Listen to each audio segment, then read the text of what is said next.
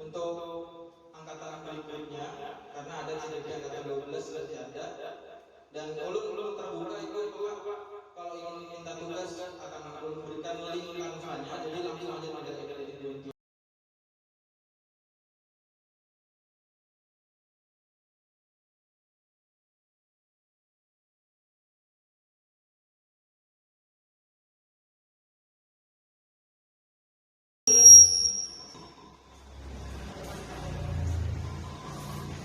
Bismillahirrahmanirrahim. Assalamualaikum warahmatullahi wabarakatuh.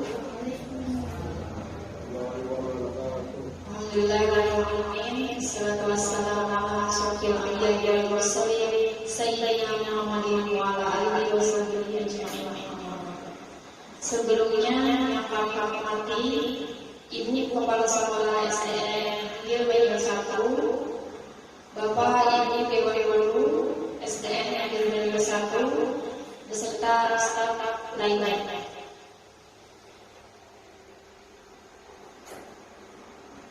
Pertama-tama marilah kita panjatkan puji syukur kehadirat Allah Subhanahu wa taala yang mana telah memberikan rahmat serta hidayah sehingga kita bisa betul-betul di ruangan ini dalam rangka menghadiri seminar dari Bapak Rahman Sari SDN.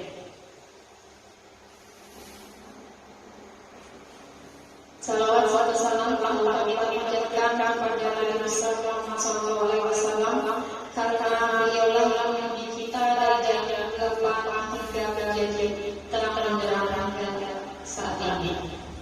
Baiklah, untuk mempersingkat waktu saya selaku pembawa acara membacakan susunan acara pada hari ini.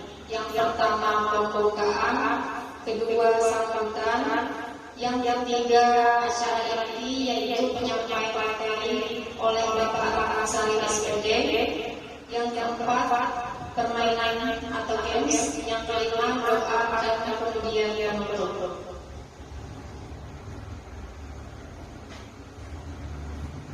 Untuk membuka acara kita pada hari ini, mari kita bersama-sama membaca basmalah.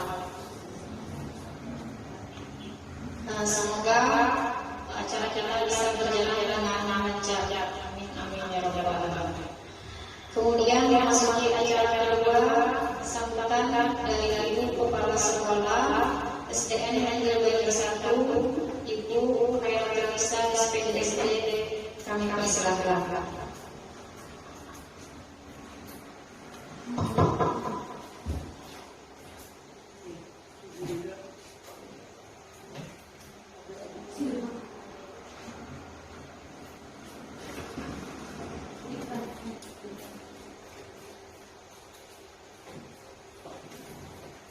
Assalamualaikum warahmatullahi wabarakatuh.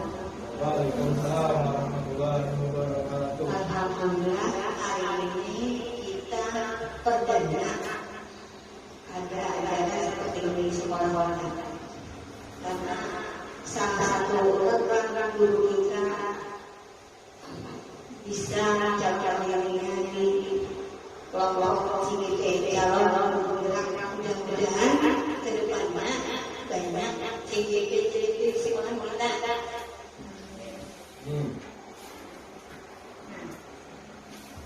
Salah satu kebanggaan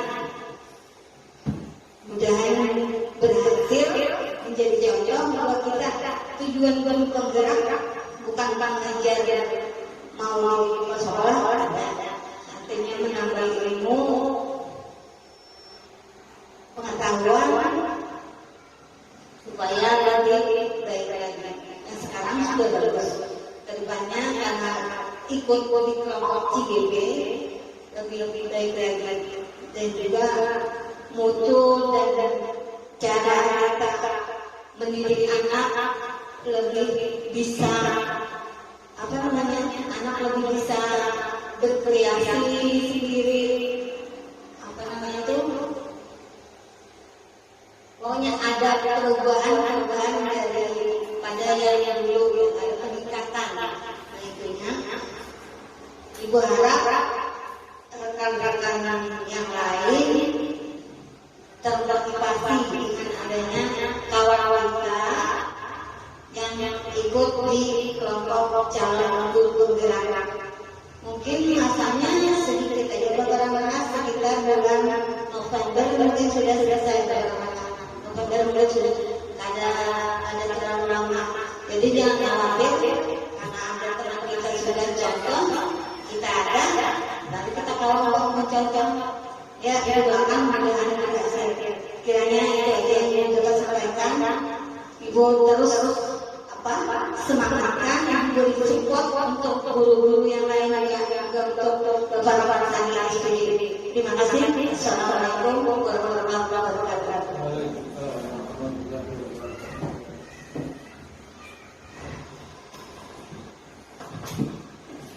Terima kasih kepada Ibu Elsa atas sambutan yang diberikan. Kita masuk acara ketiga, yaitu acara inti penyampaian materi oleh Bapak Ansari SPD. Kepada Bapak kami persilakan.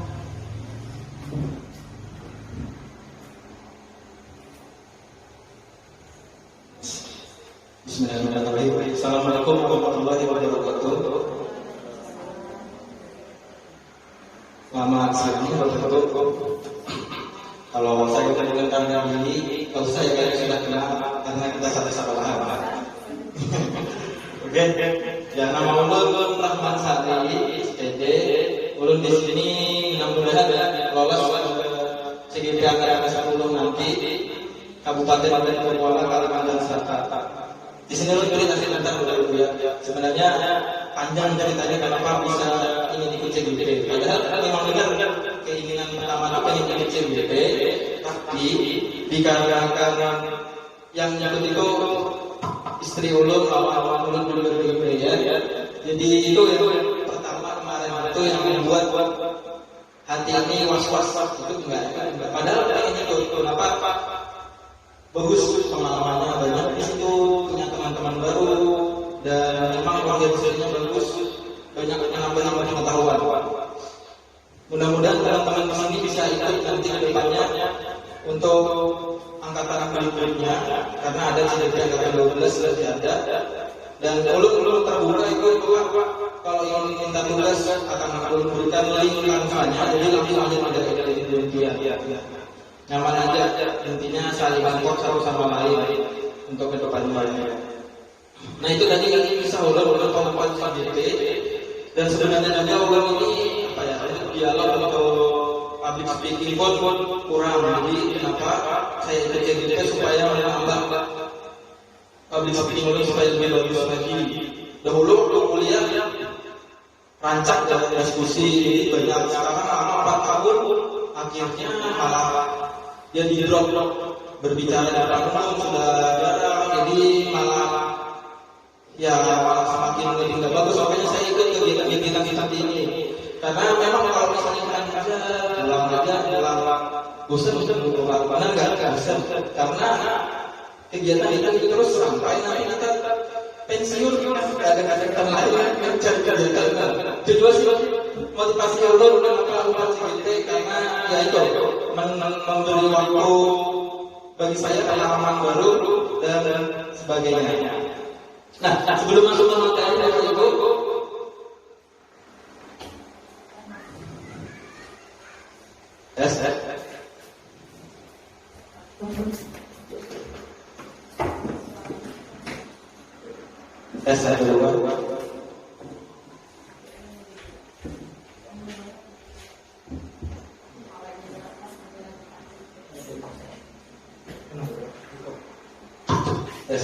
oh ya. Terima kasih Pak Jen. Nah, Bapak lanjutkan ya. Nah, sebelum masuk materi kita game dulu sebentar, memperpanjang durasi. Jadi game sebentar, ulun bagi kelompok ya. Ulun bagi kelompok, moderator juga ikut ya. 3 orang, satu kelompok 3 orang, jadi ya.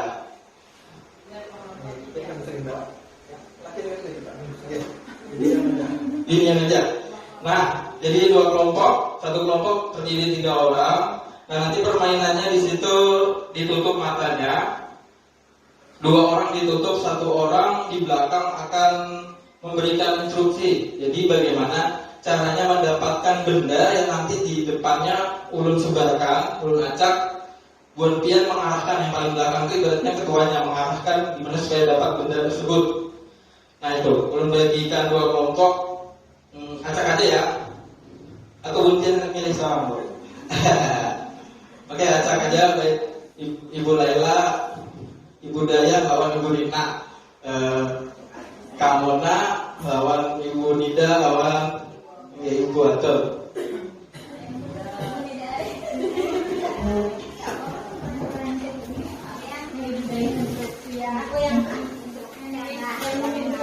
Nah, untuk yang jadi ketuanya instruksinya itu silakan siapa yang mau, bisa diatur karena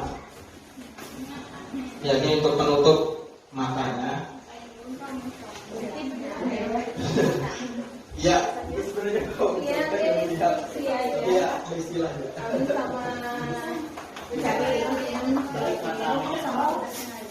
Makanya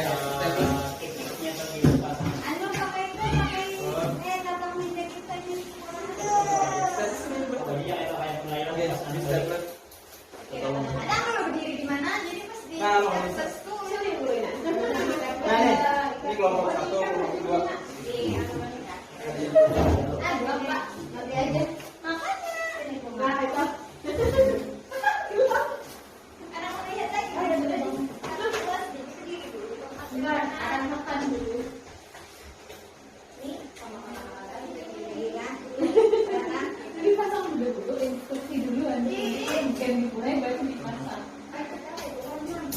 Nah, untuk ketuanya atau instruksinya kan dipilih siapa yang mau di belakang.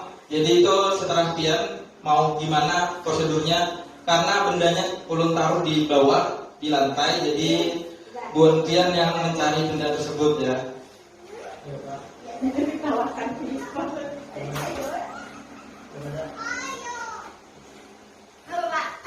Jadi misalnya tepuk tuh ke bawah misalnya. Kalau mau instruksinya kayak itu, tepuk ke bawah. Yes. Jalur ini jalur 1, jalur 2. Nah.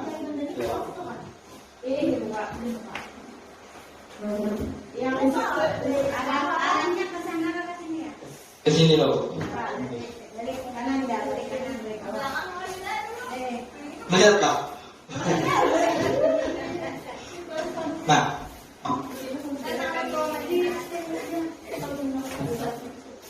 Warnanya ini bermacam-macam. Jadi ulun tentukan untuk kelompoknya budaya mau warna apa Bu? 1 warna ada 3 warna. 1 regu, 1 kelompok ada 3 warna. Ada satu regu ini 1 warna mencari nanti, tapi 1 warna itu ada 3 warnanya. Jadi tugas kelompok mencari 3 warna tadi. Bukan 3 warna, 1 warna tapi ada 3 benda. Iya, 3 benda. Orang sejarah. Kita Orange. apa pink? Biru, pink. Nah, pink ada 3 pas. Orang cuma ada 2 gue. Warna merah pula. Merah 3, oke. Nah, ulun sebarkan nanti bendanya. Oke, mungkin bersusun gini Bu. Berbanjar ke belakang. Ya. Oke. Kami di belakang yang tukang. Ya, jadi buat pian tangannya ke pundak temannya. Nah, ke pundak temannya. Nah, nanti pian ke pundak Ibu Mona Bu. Nah, ya. Nanti yang kamu kok ibu Rina ya. Ibu Rina juga lihat kok, gak usah lihat. Ditutup matanya Bu. Nah, jadi yang di depan ini kamu lihat kok otomatis instruksi yang di belakang ini yang akan mengarahkan ke temannya dua di depan ini. Jadi tergantung mau ke bawah gimana dipukul ke. Bisa juga kan? Tergantung bantian gue hendak kayak apa mengarahkannya, hendak itu dipukul kan tapi nggak usah kencang maksudnya. Bila ibu kanan, Yeah. kanan, berarti ke kiri. Yeah. Merah. Ibu Rina lihat kamu.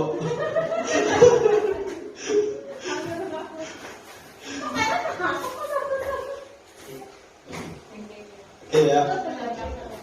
Warnanya ingat lo tadi logo. Nah, oke. Oke. Ibu Rina lihat logo. Ini kan ini. Oke, semuanya ke pundak temannya, tangannya ke pundak temannya. Nah, ke pundak. Kalau keuntungan ketiga, dia mencari ular. Ini keduanya lampunya. Jadi misalnya kelompok tadi warnanya apa? Kelompok Ibu Rina warnanya misalnya merah ya. Berarti mencari tugas warna merah ada 3 benda tadi.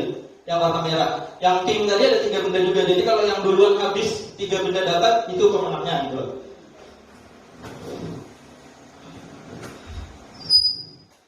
Salah.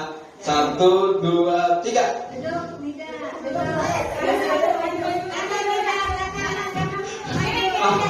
Tugasnya yang mencari benda cuma paling depan ya, yang di belakang nggak usah mencari, di belakang ngarahin doang. Kalau Laila bisa mencari, kalau Laila tugasnya mengarahkan, yang paling depan mencari.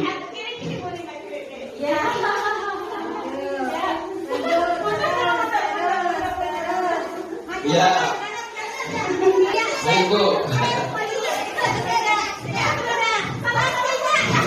Ya, kelompoknya Ibu Atun menang juga. Bukan Bu.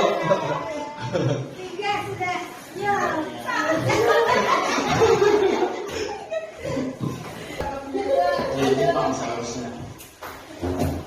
Nah itu tadi permainan sedikit sebentar mengenai perkelompok. Tadi belum tanya tadi apa yang Tian dapatkan dari permainan tadi? Bahwa kerjasama, apalagi kebahagiaan kata Ibu Mona. Apalagi, ya.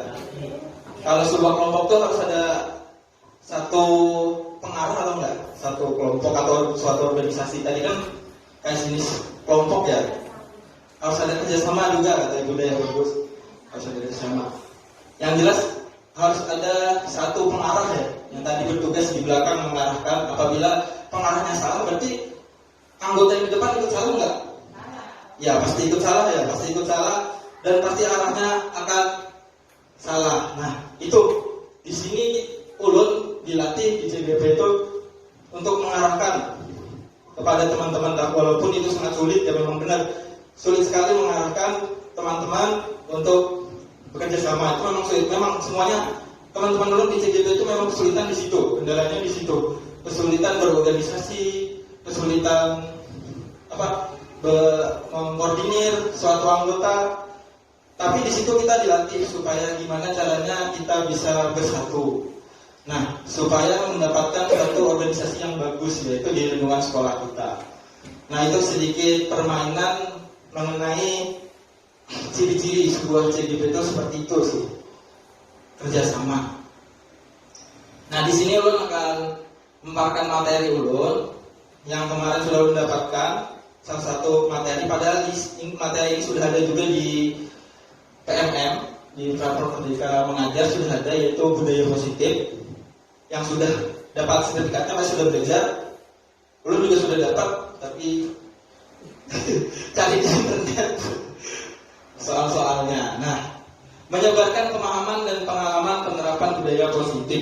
Budaya positif itu sangat penting Bapak Ibu. Bahkan di organisasi CGP pun diterapkan budaya positif. Harus tepat waktu datang, pulang pun tepat waktu. Jadi misalnya pulang jam 3.30, harus stand pulang jam 3.30 misalnya, jam 3 sore.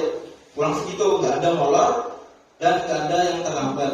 Itu namanya mempunyai keyakinan kelas atau inisiatif kelas untuk diterapkan di suatu kelas. Nah, mari belajar bersama, berkolaborasi, saling mendukung demi mewujudkan disiplin positif di sekolah kita tercinta. Nah, budaya positif ini memang sangat penting, apalagi saat kita berkolaborasi satu dengan yang lain, bekerja sama untuk menumbuhkan budaya positif, terutama untuk peserta didik kita di kelas maupun di sekolahan. Budaya positif ini tidak akan bisa berjalan, Bapak Ibu, apabila kita sendirian melakukannya. Kita butuh kerjasama, yaitu antara guru satu dengan lain, rekan sejawat, dan maka bahkan orang tua juga, orang tua wali murid juga ikut kerjasama untuk menumbuhkan budaya positif. Budaya positif nggak akan tumbuh apabila kita terapkan di sekolah, tapi di rumahnya nggak ada kerjasama dari orang tua. Otomatis itu malah buyar. Kenapa? Karena waktu di sekolahan itu lebih sedikit daripada di rumah ya Bapak Ibu.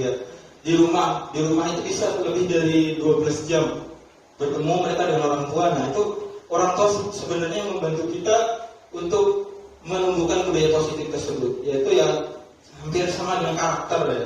Pentingnya orang tua itu seperti itu. Guru sulit untuk menumbuhkannya apabila tidak kerjasama dengan orang tua.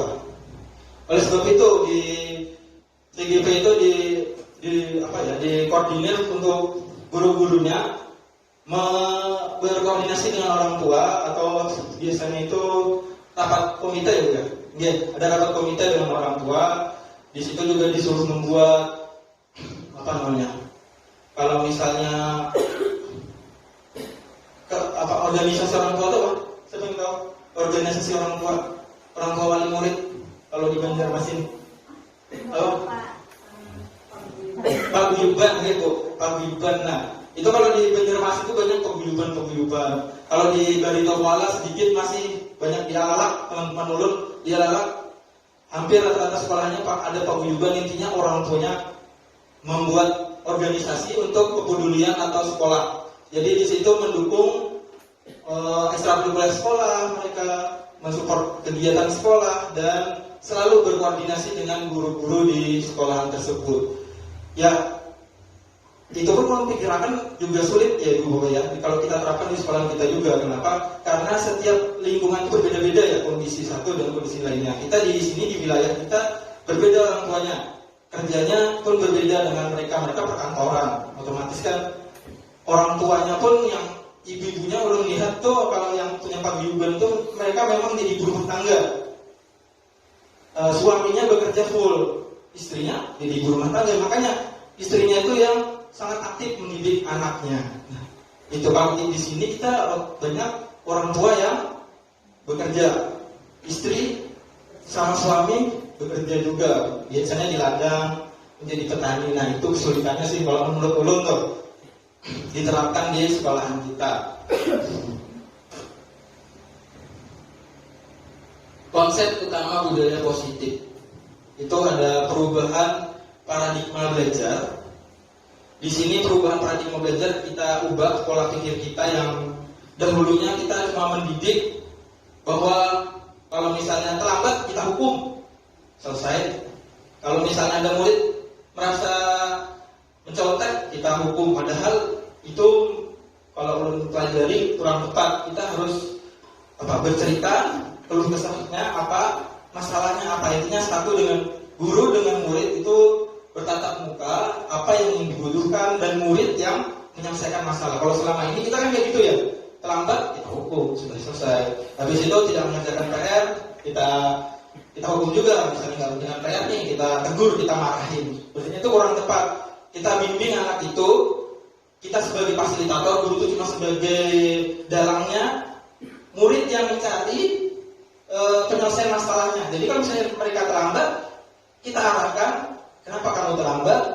Bagaimana nanti supaya kamu tidak terlambat lagi? Lalu bisakah kamu menyelesaikan masalah ini? Apa yang harus kamu lakukan supaya masalah ini selesai, supaya kamu tidak terlambat?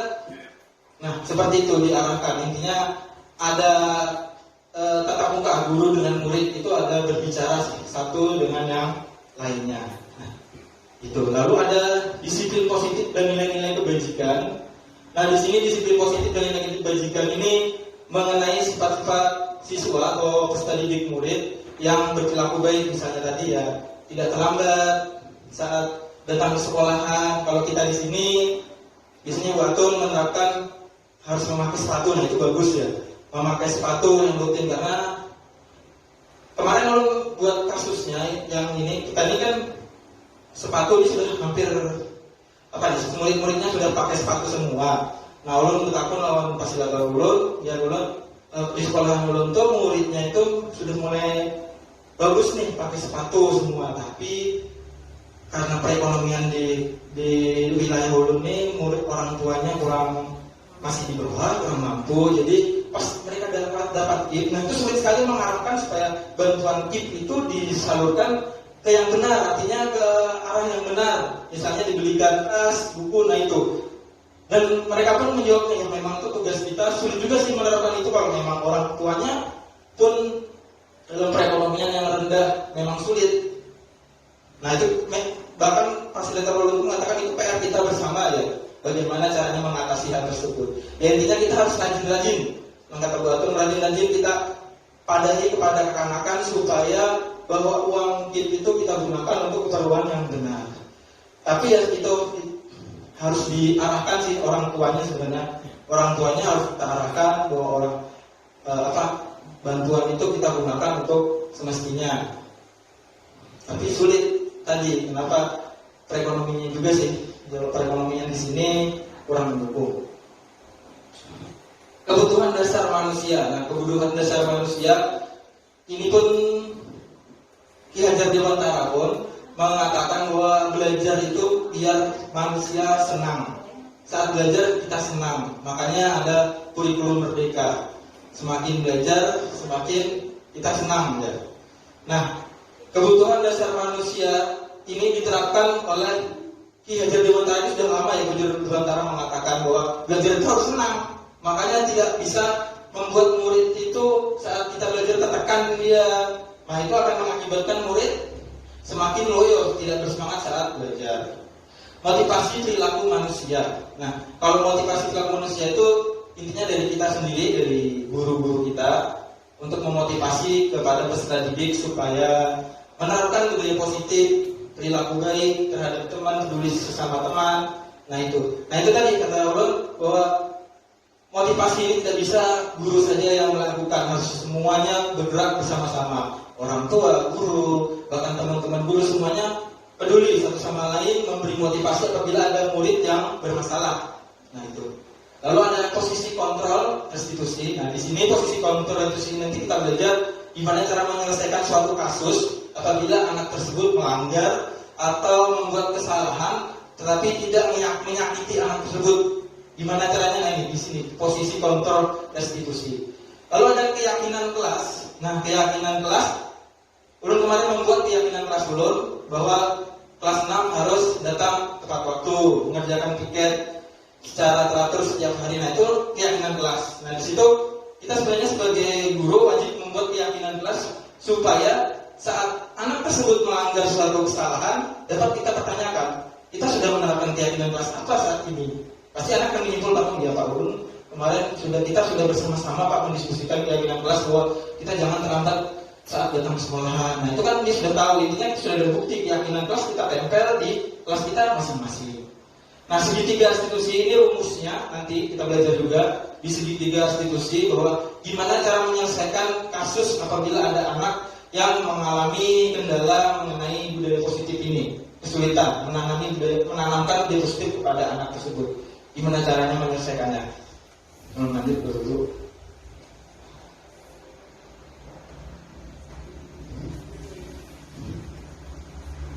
Pembelajaran dengan paradigma baru. Nah, pembelajaran dengan paradigma baru dirancang berdasarkan prinsip pembelajaran yang terdiferensiasi sehingga setiap siswa belajar sesuai dengan kebutuhan dari tahap perkembangan untuk mewujudkan profil prajurit Pancasila. Nah, kita tahu ya profil prajurit Pancasila ada berapa? Ada berapa? Ya, itu 6 sudah ditulis ya. Ada 6 profil prajurit Pancasila. Yang pasti mandiri, benar kritis, berpendidikan global, beriman bertakwa kepada Tuhan Yang Maha Esa dan beragama dunia, bergotong royong, kreatif. Nah semua ke-6 itu mendukung. Kalau tidak ada pelajaran Pancasila di profil pelajaran Pancasila tersebut, maka budaya positif nggak akan berjalan dengan baik. Makanya ada di sini tentang profil pelajaran Pancasila. Sebenarnya profil pelajaran Pancasila ini diambil dari Hajar Dewantara ya. Jadi makanya ada mandiri, benar kritis. Nah kalau kita pikirkan murid-murid kita sudahkah menguasai ke-6 itu ya? Belum ya guys. Masih sebagian, bahkan ada yang belum. Ya, itu tugas kita bersama-sama, PR kita bersama-sama untuk membuat peserta didik supaya bisa menerapkan profil pelajaran Pancasila tersebut.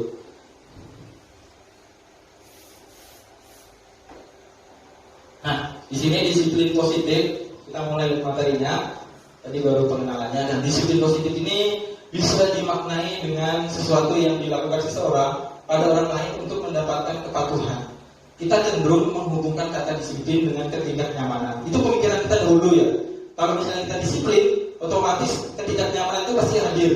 Misalnya kamu tidak disiplin nih kepada murid kita, nanti kamu tidak disiplin, otomatis murid itu akan merasa, oh iya, aku sudah melakukan kesalahan. Otomatis dia akan merasa bahwa aku sudah membuat kesalahan yang tidak bagus nih. Dia akan merasa bersalah. Menurut dia itu bagus nggak kalau murid merasa bersalah? Nah, kurang tepat ya sebenarnya ya. Tidak bagus kalau murid merasa bersalah, itu akan membuat mereka akan terbayang-bayang, bahkan bisa sampai mereka sudah dewasa, aku pernah melakukan ini. Dan itu terbayang-bayang bisa menyebabkan emosional mereka bisa terganggu. Itu pemikiran saat dahulu, disiplin itu pasti berhubungan dengan kata, cenderung menghubungkan kata itu ketidaknyamanan. Nah, lalu ada pemikiran lagi, sebagai pendidik, tujuan kita adalah menciptakan anak-anak yang memiliki disiplin diri sehingga mereka bisa berperilaku dengan mengacu pada nilai-nilai kebijakan universal dan memiliki motivasi intrinsik bukan ekstrinsik. Nah di sini sudah mulai diperbaiki bahwa untuk menanamkan disiplin positif itu kita harus menerapkan motivasi pada anak, yaitu motivasi intrinsik dan ekstrinsik. Nah, lanjut, disiplin positif merupakan salah satu cara untuk penerapan disiplin yang bertujuan untuk menumbuhkan kesadaran serta memberdayakan anak untuk melakukan sesuatu tanpa sogokan, ancaman, serta hukuman. Nah, ini nanti berjalannya seperti ini. Disiplin positif itu untuk kedepannya akan menerapkan kepada anak bahwa saat mereka disiplin itu tidak terpaksa. Jadi mereka melaksanakan kegiatan disiplin positif itu bahwa itu kegiatan yang sehari-hari mereka lakukan. Jadi tanpa paksaan. Contohnya, misalnya nih kita kalau kita misalnya jalan keluar, kita pakai sandal setiap hari. Kalau biasanya kita kadang pakai sandal setiap hari kan terbiasa ya. Rasa aneh apabila kita pakai sandal. Nah, apabila anak tersebut rasa aneh pakai sandal, kita terapkan kamu harus pakai sandal. Hari pertama pasti dia merasa masih pakai sandal ini. Hari kedua semakin jenuh, hari ketiga semakin dia terbiasa. Hari keempat semakin terbiasa. Oh iya, kalau kita keluar harus pakai sandal karena sandal itu untuk melindungi kaki kita dari bahaya. Nah, ini sama kayak disiplin positif. Kalau kita terapkan nanti setiap harinya tanpa kita bosan-bosan menerapkannya, maka anak tersebut akan terbiasa sehingga dia tidak akan merasa bahwa disiplin positif ini aturan yang harus dilakukan supaya mereka melakukan. Kalau tidak dilakukan akan dapat hukuman, tidak. Nah, itu kalau nanti akan seperti itu akan terjadinya keterpaksaan pada anak tersebut. Makanya di sini dilakukan bahwa supaya mereka tidak melakukan tanpa sogokan, ancaman, serta hukuman. Jadi saat disiplin positif diterapkan, mereka tidak takut lagi bahwa saat aku melanggar ini, otomatis aku akan dihukum. Tidak lagi, bahwa ini disiplin positif adalah kegiatan kita secara rutin. Memang kita sudah terbiasa melakukan ini sehingga kita lakukan setiap hari. Nah, itu nanti penerapan disiplin positif yang benar.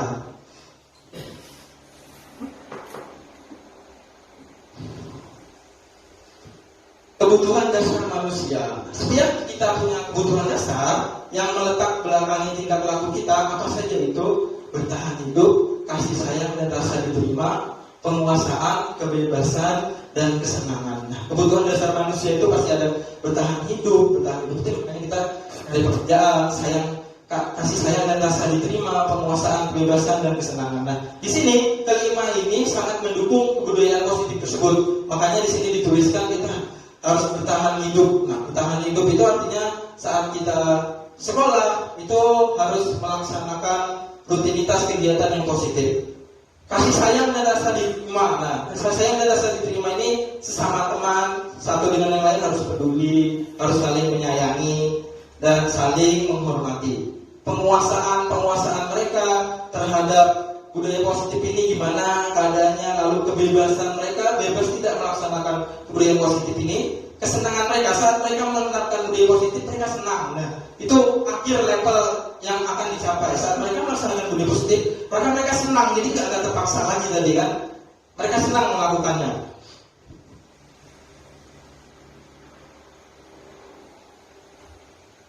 Motivasi perilaku manusia.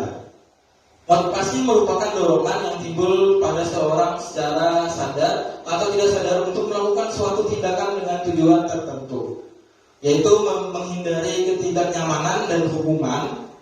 Untuk murid melakukan disiplin diri karena ia takut dihukum, motivasi ekstrinsik. Nah, motivasi itu ada 3, Bapak Ibu. Ada motivasi ekstrinsik, dan motivasi intrinsik. Ya, ada 3 motivasi. Ada 2, motivasi ekstrinsik, dan motivasi intrinsik.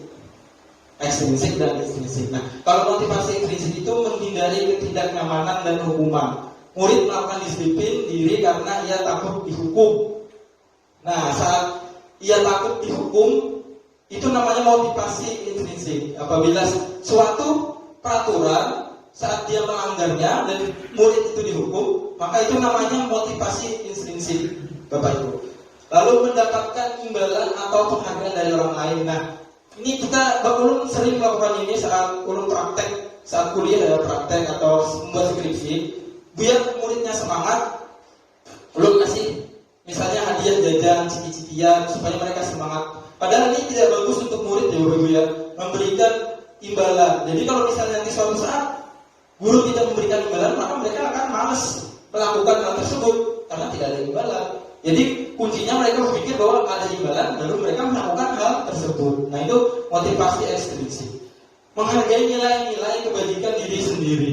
Murid melakukan disiplin diri karena sadar akan nilai-nilai kebajikan dirinya sendiri. Itu motivasi intrinsik. Nah, di sini ini level yang terakhir tadi, menghargai nilai kebajikan diri sendiri. Murid melakukan disiplin diri karena sadar akan nilai-nilai kebajikan dirinya sendiri.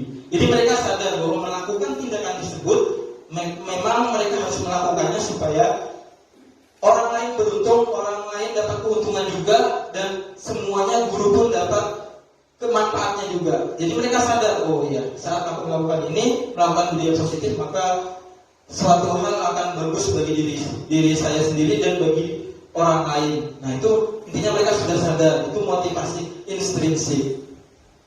Lanjut ya Bu ya. Gak ada snack.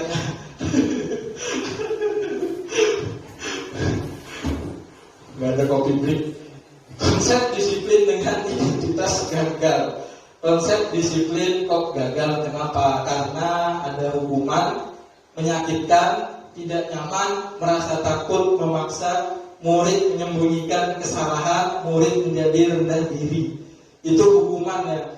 Efek dari hukuman itu memang sangat luar biasa. Itu dapat menyakitkan murid tersebut apabila murid tersebut tidak terima, tidak nyaman, merasa takut, memaksa dan lain sebagainya.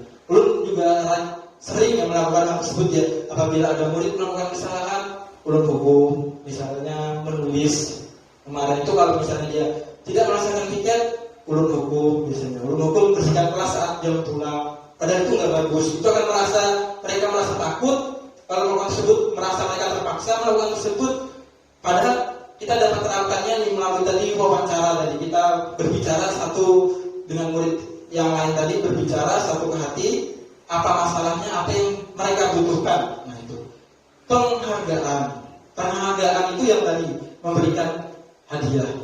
Oleh karena itu kurikulum Merdeka saat ini menerapkan bahwa penghargaan itu tidak diterapkan lagi, tidak ada peringkat 1, 2, 3, karena penghargaan ini tidak efektif ya, merusak hubungan sifat iri, mematikan kreativitas, menghukum dengan sistem ranking, merampas hak menghargai dirinya. Nah, penghargaan ini menurut teori disiplin positif ini tidak bagus karena merusak hubungan guru kepada murid. Saat murid tidak dapat penghargaan, tidak dapat peringkat, otomatis murid merasa Bapak Rahman ini tidak peduli juga sama aku, baik aku kayak gini-gini aja, nggak usah berkembang. Nah, itu nggak ada kreativitasnya lagi, mematikan kreativitas tadi, menghukum dengan sistem ranking. Nah, itu kalau kita memberikan ranking 1, 2, 3 kepada murid itu sama juga menghukum untuk sistem ranking yang tidak memiliki atau tidak mempunyai peringkat tadi. Yang nggak memiliki peringkat, mereka akan dihukum. Kenapa? Hukumannya nggak dapat peringkat. Jadi kalau kamu dapat peringkat, harus belajar secara bagus dan terus menerus. Nah, ini nggak akan bagus bagi penghargaan tadi. Merampas hak menghargai dirinya, jadinya menghargai diri sendiri, maka akan terampas apabila kita tidak mendapatkan penghargaan tersebut. Jadi kita berupaya supaya dapat gimana penghargaan tersebut. Makanya di sistem penghargaan ini menurut di teori disiplin positif kurang tepat karena yaitu tidak sesuai dengan keyakinan anak atau murid-murid kita.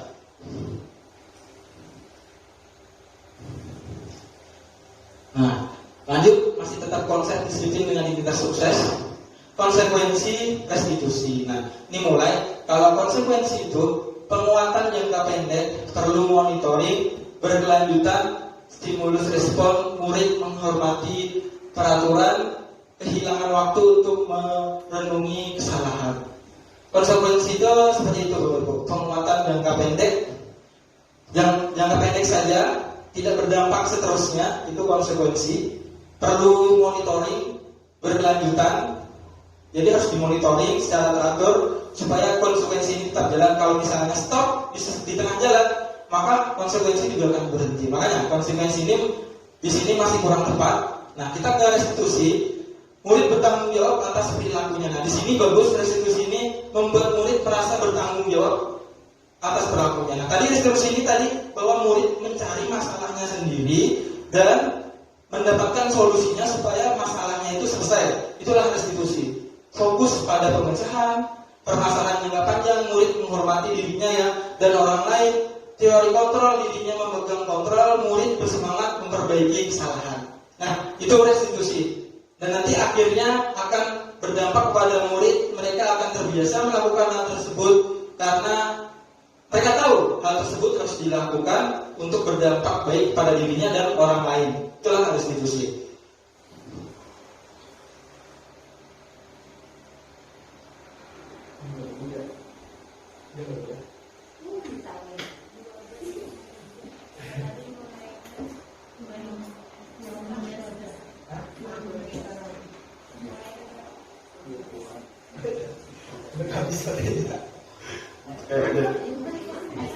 Mungkin konsep disiplin pendekatan restitusi. Pendekatan restitusi sebuah cara menanamkan disiplin positif pada murid.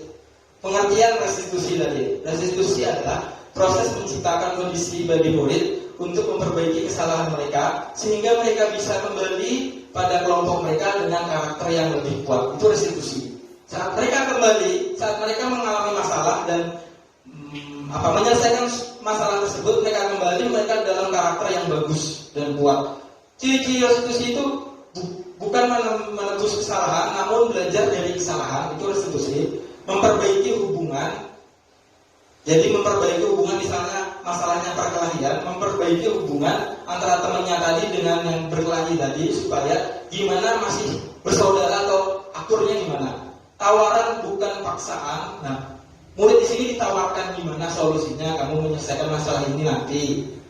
Bukan dipaksa, kamu harus melakukan ini supaya masalahnya selesai. Tidak, ditawarkan gimana caranya menyelesaikan masalahnya. Jadi mereka akan berpikir untuk menyelesaikan masalahnya. Nah, tapi ini lucunya Bapak Ibu, kemarin Ulun tanya tawaran bukan paksaan itu gimana caranya apabila kasusnya itu di murid kelas rendah, kelas 1, kelas 2, kelas 3. Dan Pastor Ulun juga bingung, itu ya kita sulit juga sih kalau kelas rendah ya melakukan hal tersebut, karena kelas rendah itu masih belum bisa. Kalau kita wawancarai, kalau kita bicara dari satu ke satu, mereka masih belum paham. Otomatis gurunya yang biasanya mengalah, biasanya ada perkelahian, gurunya yang menyelesaikannya lah. Karena di kelas rendah ini masih mereka membutuhkan dampingan guru-guru atau orang tuanya. Menuntut untuk melihat ke dalam diri, mencari kebutuhan dasar yang mendasari tindakan, lalu fokus pada karakter bukan tindakan, fokus pada solusi, mengembalikan murid yang berbuat salah pada kelompoknya. Nah, ini adalah ciri-ciri restitusi. Itu 5 posisi kontrol. Itu ada penghukuman, membuat rasa bersalah, teman, pembantu, manajer. Nah, dari 5 posisi kontrol ini mana yang paling bagus menurut Tian Bapak Ibu? Penghukuman kah, membuat rasa bersalah kah, teman kah, memantau kah, manajer kah?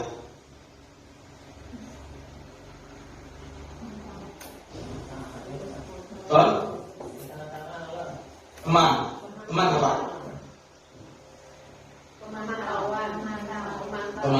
Pemantau dari gurunya ke muridnya. Manajer ini menyelesaikan masalah, harus ada manajernya, harus ada tata kelolanya. Makanya nanti kita buat segitiga restitusi. Kalau pemantau ini ya kayak sebatas kita dengan guru, murid dengan guru berbicara tatap muka, habis itu menyelesaikan masalah, selesai. Kalau manajer ini harus ada rancangannya, kayak kita mau ngajar harus bikin RTP, modul ajar. Nah, itu. Kalau teman ini artinya dengan teman sejawat menyelesaikan masalah, kita menjadi guru, menjadi temannya, menjadikan posisi sebagai teman murid tadi supaya mereka paham, oh ya, aku salah di sini. Nah, ini teman, posisi teman. Guru memfasilitasi sebagai teman murid tersebut. Pembuatan rasa bersalah. Nah, ini agak sedikit tidak bagus ya, pembuatan rasa bersalah. Diberi hukuman misalnya. Nah, itu penghukuman tadi juga diberi hukuman. Pembuat rasa bersalahnya apabila dihukum, biasanya itu diolok-olok ya, diolok-olok. Habis itu diberi ya disambati kalau bahasa Banjarnya itu. Jadi mereka merasa bersalah, dan merasa bersalah ini sulit hilangnya ya. Lama proses hilangnya, maka akan membekas di hati murid-murid kita Bapak Ibu. Kalau membuat murid itu merasa bersalah, mungkin dibully. Contoh penerapan 5 posisi kontrol. Nah, itu tadi penghukuman. Biasanya kayak gini caranya. Patuhi aturan sekolah, lalu berdiri di depan barisan. Nah, ini biasanya hukuman. Kalau misalnya mereka melanggar, maka dihukum berdiri di depan barisan atau di lapangan. Nah, ini hukuman. Pembuat rasa bersalah. Berapa kali ibu guru harus memberitahu kamu, ibu kecewa sama kamu. Nah, ini mereka merasa guru mencela ke muridnya bahwa ibu kecewa sama kamu. Jadi ibunya merasa sakit hati juga, lalu mencela ke muridnya. Nah, ini akan menimbulkan rasa bersalah. Ini ulun sering juga yang melakukan hal tersebut apabila ada murid bersalah. Itu selalu ulun kayak lakukan seperti itu. Padahal itu tidak bagus ya. Kita bergamatan melakukan hal-hal perubahan yang positif. Lalu ada teman. Nah, teman itu kita memposisikan diri sebagai teman murid tersebut. Ayolah yang tertib, buat ibu bangga. Kalian ini tidak apa-apa, kamu salah. Nah, kali ini tidak apa-apa kalau kamu salah. Nah, itu memposisikan diri kita sebagai teman murid tersebut. Pemantau. Ini kita memfasilitasi murid kita sebagai guru, sebagai orang tuanya. Kamu sudah melanggar, apa konsekuensinya? Mereka akan mencari konsekuensinya apa apabila aku melanggar. Maka mereka akan melakukannya. Lalu manajer. Nah, manajer ini sejenis, apakah kamu tahu kesalahanmu? Apa tindakanmu untuk memperbaikinya? Nah, di sini guru memberikan suatu soal untuk dijawab kepada murid, bagaimana cara memperbaiki kesalahan tadi supaya tidak terulang kembali, dan murid tersebut berpikir. Mereka akan berpikir gimana caranya menyelesaikan masalah yang saya sudah lakukan tadi. Nah, itu manajer. Keyakinan kelas. Nah, di keyakinan kelas itu merupakan metode untuk menimbulkan kembali disiplin positif yang didasari oleh motivasi dari dalam diri. Mengapa keyakinan kelas? Mengapa tidak peraturan kelas saja? Mengapa kita memilih peraturan tentang penggunaan helm pada saat mengendarai kendaraan roda 2? Mengapa kita memilih peraturan tentang penggunaan masker dan mencuci tangan setiap saat? Nah, di sini ada sebuah pertanyaan. Apabila kita tidak memakai helm, dampaknya apa Bapak Ibu? Pasti enggak, kalau jatuh bahaya. Nah, di sini posisi keyakinan kelas ini kita lakukan juga kepada murid. Lalu mengapa kita memiliki peraturan tentang penggunaan masker dan mencuci tangan setiap saat? Nah, ini kita beritahu, ya kan, kalau misalnya tidak memakai masker, maka kuman-kuman akan mudah terserang penyakit. Nah, itu akan membuat kamu sakit nanti ke depannya. Nah, makanya kita harus pakai masker, mencuci tangan saat mau makan. Nah, itu kita beri pertanyaan supaya mereka bisa menjawabnya, dan mereka akan melakukannya. Oh ya, aku harus pakai masker hari ini supaya aku terhindar dari berbagai macam penyakit. Aku harus pakai helm hari ini. Kenapa aku harus pakai helm? Supaya tadi saat terjatuh tidak terluka, atau menghindari mara bahaya, atau saat tidak pakai helm pasti akan ditilang oleh polisi.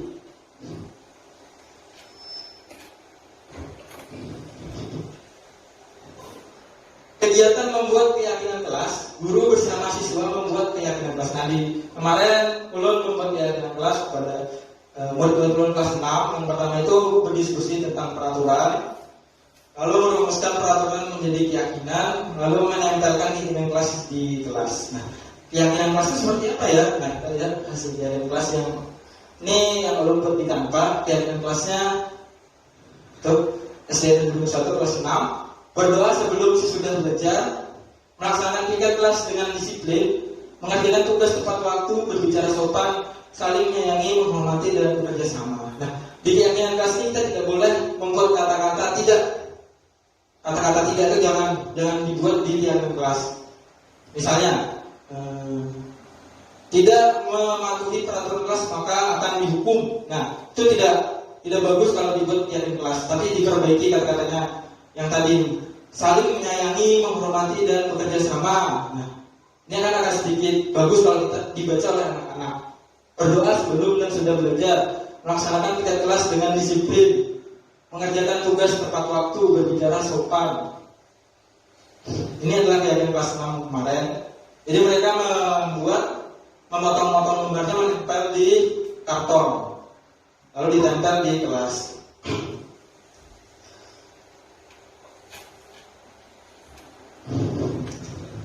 Bagaimana membentuk keyakinan kelas? Guru bersama siswa membuat keyakinan kelas lebih abstrak dari peraturan, lalu dibuat dalam bentuk positif, berupaya pernyataan universal, sedikit saja agar mudah dipahami, sesuai dengan kondisi kelas dan sekolah agar mudah diterapkan. Lalu semua warga kelas atau sekolah melibatkan dalam membuat. Nah, ini guru bersama siswa membuat keyakinan kelas.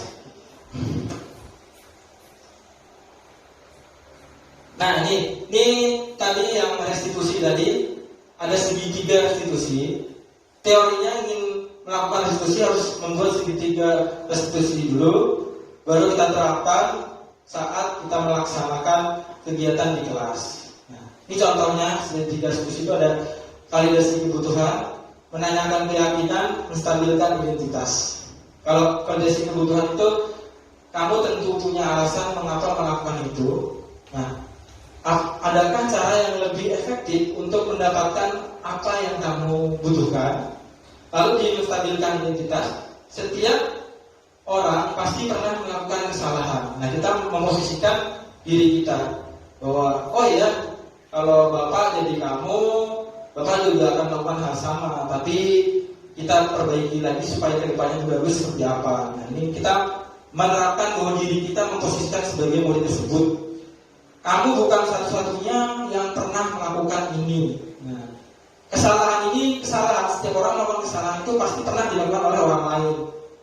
Nah, itu kita terapkan juga ke murid, bahwa murid saat melakukan kesalahan tersebut tidak mesti dia buruk, tetapi pasti dia pernah melakukan, orang lain itu pernah melakukan kesalahan tersebut. Kamu dapat memperbaikinya lebih baik lagi. Nilai-nilai apa yang telah kita sepakati?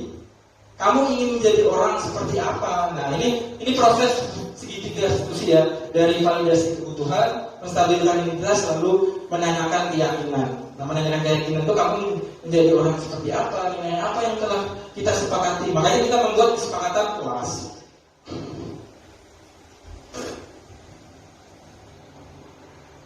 Nah, kemarin ulun juga banyak ya tugasnya ya.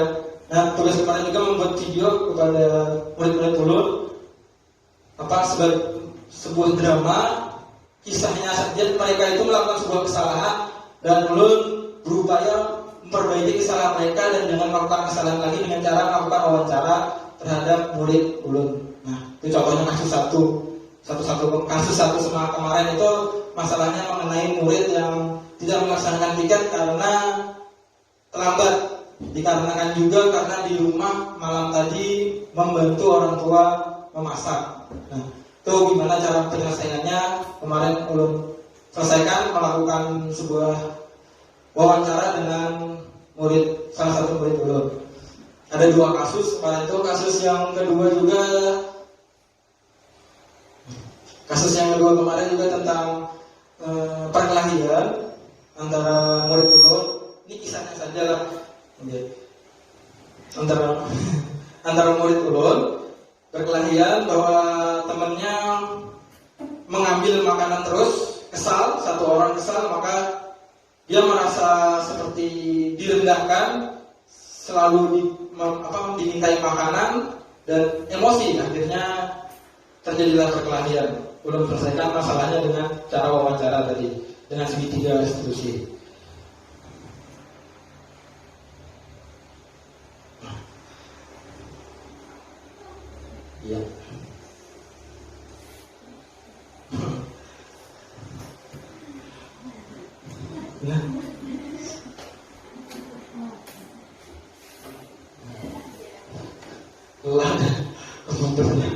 Dalam penerapan program disiplin positif, hendaknya guru memiliki standar kepribadian, profesional dan sosial yang baik, di mana guru mampu merefleksikan pada posisi kontrolnya saat ini.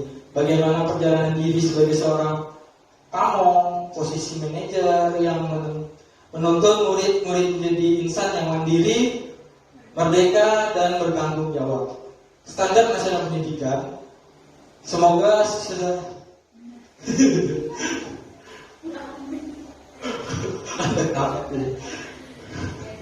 Semoga sesi belajar kita hari ini membawa manfaat sehingga dapat menjadikan pelajar profil pelajar Pancasila. Salam Merdeka Belajar. Nah itu tadi materi dari Ulun tentang budaya positif. Mohon maaf bila ada salah perkataan atau kekurangan Ulun saat menjelaskan materi, karena Ulun juga masih belajar.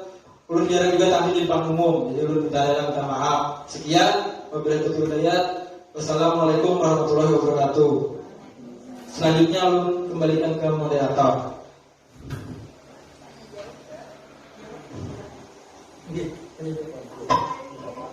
Kata orang lah.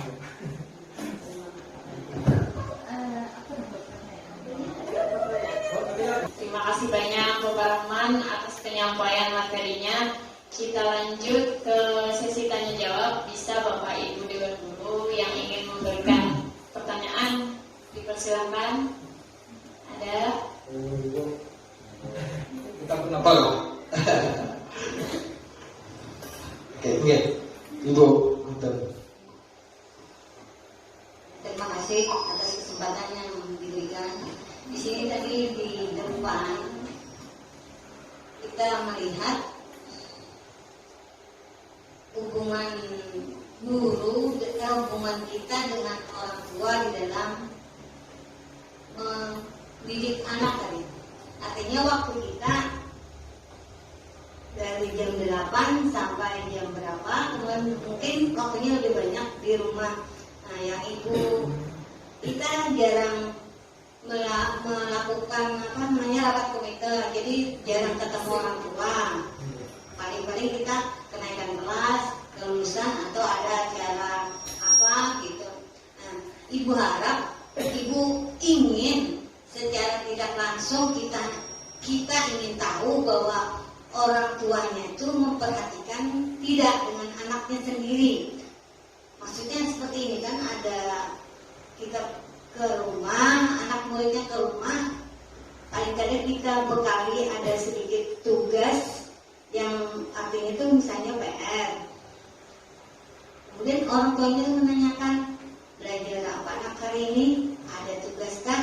Nah, artinya di situ bilanya anak mengerjakan, kita lihat ada tanda tangan orang tua, berarti mereka ada komunikasi dengan orang tua. Kemudian orang tuanya artinya perhatian. Nah, ibu itu aja yang diterapkan secara tidak langsung, artinya kita ada kerjasama dengan orang tua itu aja. Terima kasih.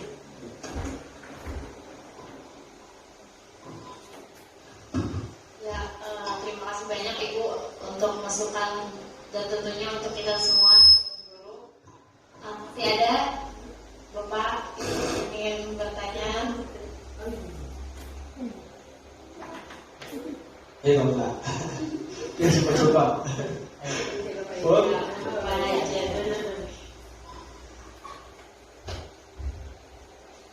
Terima kasih atas waktu yang diberikan kepada kami.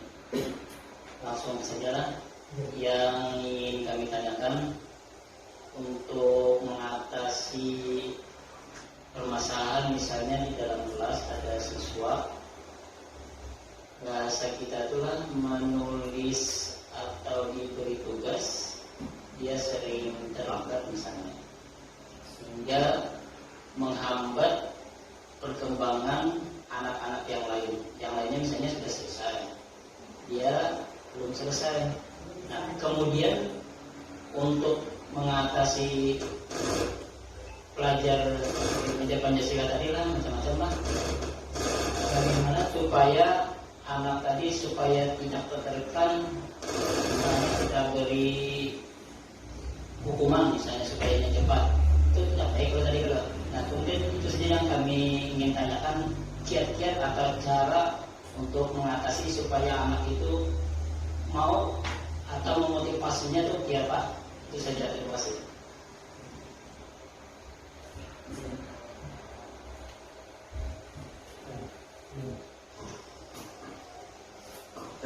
Terima kasih terhadap Ibu Atul dan Bapak Ijai tadi. Ibu Atul tadi memberikan tanggapannya bagus sekali bahwa kita sebenarnya dapat mengkondisikan murid supaya itu tadi memberikan tugas kepada murid untuk dibawa ke rumah, dan orang tua juga ikut berkontribusi terhadap tugas tersebut bersama-sama mengerjakan sehingga hubungan orang tua dengan murid dapat berjalan lebih bagus lagi. Bapak Ijai tadi bertanya juga masalahnya tentang apa tadi Pak? Ya, motivasi anak yang terlambat. Cara mengatasi memotivasi anak yang terlambat. Biasanya keterlambatan anak itu juga akan diikuti oleh murid-murid lainnya, karena anak itu terlambat juga, kita ikutan terlambat. Nah ini kasus yang satu murid ulun yang pernah jadi murid ulun yang di kelas 6 itu ya, yang sekarang jadi MTS ya, rancak ada turun sekolah ya lah, saat di MTS pun dia juga jarang turun sekolah ya. Ini ulun tanyakan juga kemarin ke fasilitator ulun, dan memang anak tersebut memang sulit. Bagaimana cara mengatasinya ya? Nah, bapak ibunya pun menjawab, kondisi keluarganya, kondisi lingkungannya gimana? Saya menjawab juga, kondisi orang tuanya memang mereka juga acuh tak acuh ya terhadap anak tersebut, tidak memotivasi dan tidak memperdulikan apabila anak tersebut tidak hadir ke sekolahan. Nah, terus beliau menanggapinya bahwa ya, itu tugas kita sebagai guru. Memang sulit sebenarnya kondisinya kalau seperti itu. Orang tuanya juga melakukan permasalahan juga, mengalami kendala.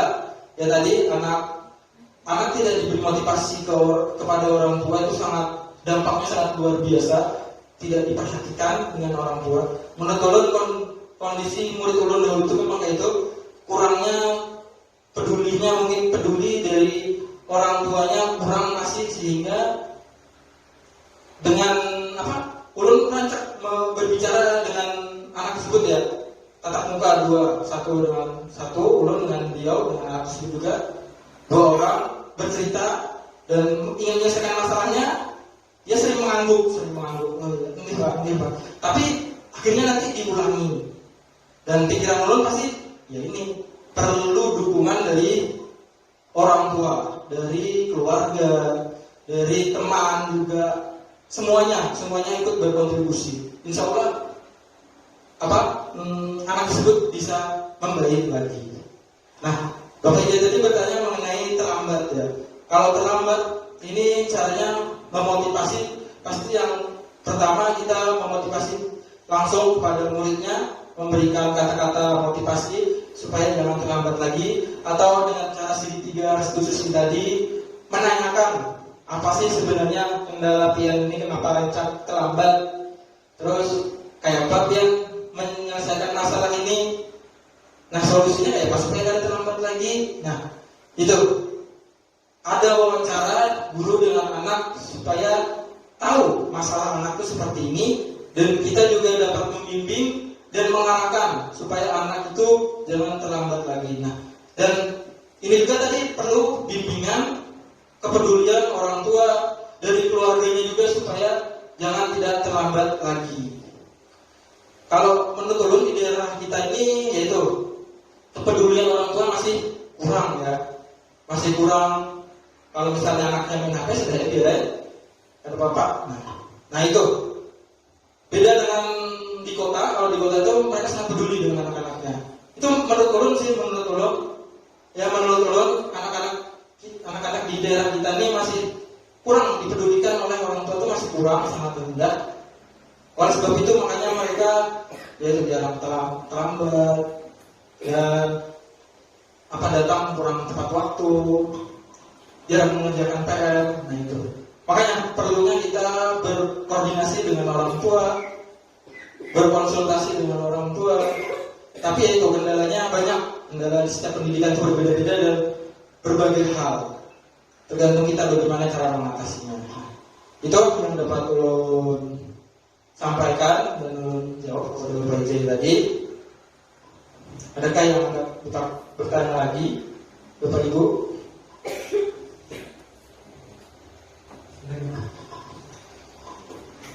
Nah, sepertinya sudah tidak ada lagi Bapak Ibu.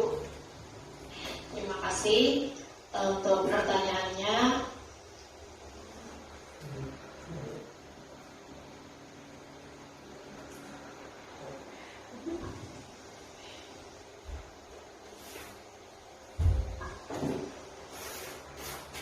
Itu tadi penyampaian materi oleh Bapak Rahman, dan telah kita lanjutkan juga sesi tanya jawab.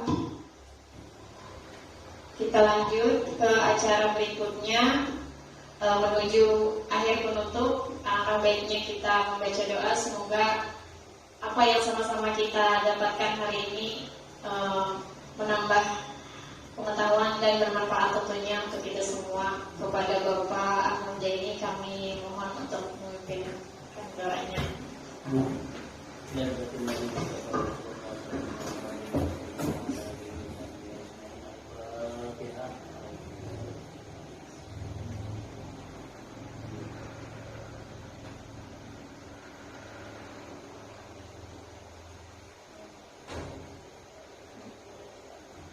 Amin amin ya Allah. Bismillahirrahmanirrahim.